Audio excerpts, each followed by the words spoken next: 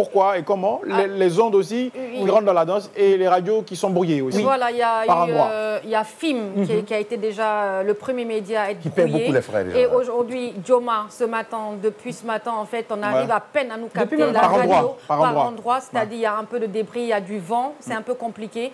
Donc, il y a le président de l'UTELGI qui s'est prononcé. L'Union des télé et radios libres de Guinée. Qui a demandé, en fait, pendant les émissions Wanga Yafé et Mirador, de suspendre, en fait, ces émissions-là. Et si d'ici le soir, des décisions seront prises, c'est-à-dire les médias vont s'il n'y a pas de changement, les patrons de médias iront marcher. Même pas que marcher, mais qu'aujourd'hui, on va faire une désobéissance média, désobéissance civile média. Voilà. Autant bouder tout leur événement jusqu'à ce qu'ils ramènent les choses. Mais il y a quelque chose que je ne comprends pas. Comment, en fait, c'est une sphère, hein, il y a assez de médias en Guinée. Comment est-ce que deux médias, sur la totalité des médias, se retrouvent brouillés? Qu'est-ce qui se passe? Qu'est-ce que la HAC fait aujourd'hui? En fait, c'est que le pays... La HAC, c'est l'organe qui est là. Oui, mais je veux dire, non. Mais ce qu'il faut comprendre, c'est que, en fait, la Guinée, ce n'est pas un village au milieu d'un continent. C'est que quand il y a un problème, il faut communiquer. La communication règle beaucoup de choses. Aujourd'hui, nous, par exemple, on a des partenaires qui communiquent chez nous à Joma. On a des publicités qu'on doit faire passer. On a des comptes à rendre à ces clients-là. Comment est-ce qu'on fait pour justifier cela? Il y a des personnes qui peuvent être compréhensibles, on peut ne pas les rembourser. Mais il y a d'autres personnes qui peuvent nous dire rembourser notre argent parce qu'on n'a pas entendu ça et ça. Il faudrait qu'à un certain moment, qu'en Guinée, qu'on comprenne qu'on n'est pas dans une jungle. Toute chose qui se fait, il y a des conséquences. Bon, moi, je le disais tout à l'heure, j'ai dit Internet, je comprends, mais la grosse question qu'on se pose, pourquoi ces médias?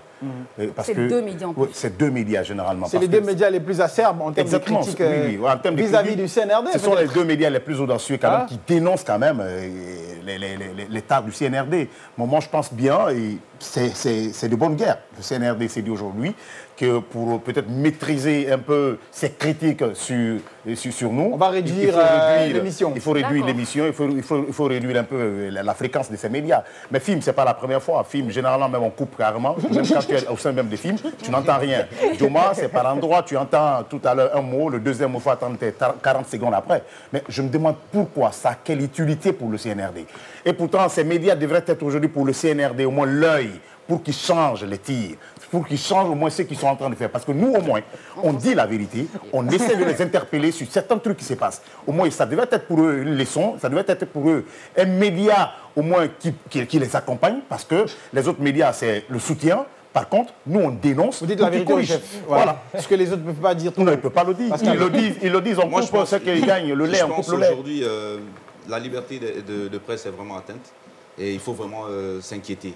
Ça, j'étais senti très inquiet. Hein. Voilà, depuis l'arrivée de cette transition, franchement, la presse n'est pas encore tranquille. Des restrictions, des sites qui sont fermés, des radios qui sont vandalisées. Et ça doit vraiment inquiéter, la population. On se rappelle l'affaire Sabari. Hein, ça nous a amené à la journée sans presse et puis plein de choses comme ça. Et à peine arrivé, Joma a été victime d'une attaque ici. Et ça, tout ça, c'est compliqué aujourd'hui. Est-ce que... et 2 ans plus tard, Joma a ses comptes encore gelés. Voilà, on boit du noir, on peine à payer. Malgré les nombreuses décisions de justice d'ailleurs. Même plusieurs décisions de justice, aucune n'est appliquée. On nous envoie toujours à la Cour suprême. Même la CEDEAO s'est impliquée dans cette histoire aujourd'hui. On nous a promis tellement de choses. Je me rappelle, le colonel nous avait dit tout ce qu'on voit, il faut dénoncer. Même à la RTG, il nous a dit que la justice sera la boussole. Ni la justice, ni la liberté de presse, rien n'est respecté. D'accord, et je parle de quelle année?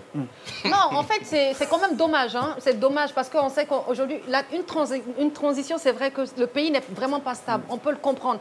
Temporaire. Mais je veux dire, en fait, les médias aident une transition. C'est-à-dire, aujourd'hui, démocratiquement parlant, on peut dire que les médias aident cette transition à aller de l'avant parce que... À ce qu'elle soit une transition réussie pour le bonheur de tous les Guinéens. Parce qu'on a tous intérêt à ce que la transition réussisse pour permettre d'amener, de venir et de gérer ce pays comme il se doit dans c'est ça l'objectif. On ne peut pas saboter une transition. Voilà, donc que le gouvernement, que le CNRD, que le colonel Mamadi Doumbouya, comme il est le président de la transition, qui comprennent qu'en fait, la Guinée est pour nous tous. Donc, il y a des règles qu'il faut respecter. Et quand on annonce des choses, je pense qu'à un moment donné, en tant que chef, on doit donner aussi pas du chemin.